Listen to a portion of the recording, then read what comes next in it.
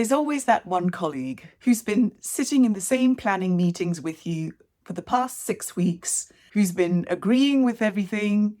And then when you're presenting to the board, that's the moment they choose to pipe up with their questions. Where did you get that 14% number from? Have you accounted for the seasonal delays? How do these numbers compare to Q2? And you think to yourself, what the? I'm Dawn, and this is Have That Talk. I'm sure many of you have lived through this scenario. It's certainly not unfamiliar to me. When there's that one colleague who always brings up their questions, their concerns, their negative remarks at the time where it matters most to you, at the time when you're most exposed. It's not helpful. Helpful would have been 4 weeks ago. Helpful would have been in a one-on-one conversation. Helpful would have been during the planning meeting. But no, this colleague chose a different path. Let's talk about it. First of all, let's not demonize the questioner. It is actually good to have somebody in the team who has a bit more of an eye on the details, who has a flair for pattern recognition, and who's able to draw in experiences and observations from past projects or adjacent topics to really shine a light on the possible blind spots. But if this colleague's skills aren't harnessed or given some guardrails or a particular direction of travel, then this behaviour can be disruptive. And it has a cost. It has a cost to you because it puts your credibility on the line. It exposes you as somebody who hasn't thought things through deeply enough, perhaps who hasn't had a clear strategy, or someone who hasn't communicated that strategy clearly enough to the team. So in the moment, this can feel like a status threat. And it's so tempting to just push back with a sharp remark and defend your position. But that's not productive.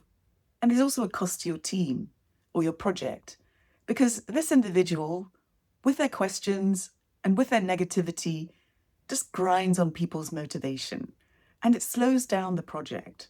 Everything that's questioned needs to be examined. And that takes time and effort and energy to examine everything that's questioned more deeply, or to fight off and defend and provide counter arguments. And the other effect that is more hidden and insidious is that people just don't dare to make bold decisions to try something new. They remain within that safe space of predictable, familiar, and stable tasks and decisions because they know that there's somebody in the team who will always try and call them out.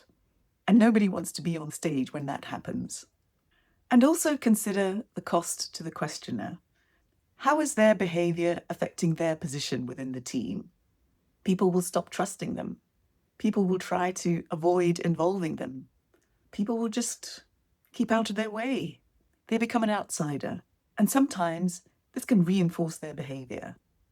So how can you bring things back to a positive but productive interaction? It's not about sweeping all the negatives under the carpet, but bringing them out into the open, allowing them to be discussed, and then coming to a conclusion that addresses the gaps and the risks in a more balanced way. The first thing is obviously to preempt the ambush by giving a forum to questions and concerns before the big presentation, by making it official, making it a documented agenda point, so that you give space for all these concerns to be surfaced. And also so that if you do a post-mortem or audit of the process, you can see that you followed a sensible path.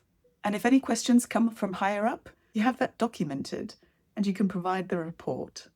But then there are situations where you're not able to prepare in this way, where the meeting is sprung on you, when this is an ad hoc request. What do you do then? Well, you acknowledge the question. That's an interesting point. And then you continue presenting the thought processes that led to your conclusion. And if you're able to think quickly on your feet, you can point to somebody else in the room and ask them for their input. This is a way to create some balance in the interaction. It stops becoming a back and forth between you and the questioner, but instead becomes a conversation in which everybody's invited. By doing that, you're bringing in calm energy into the process. You're preventing the discussion from escalating into a fight or a conflict. You don't need to pull up your defenses and explain yourself, justify yourself. You also don't need to go into attack mode or say to the person, stop being so negative, trust the process. Can't you just commit?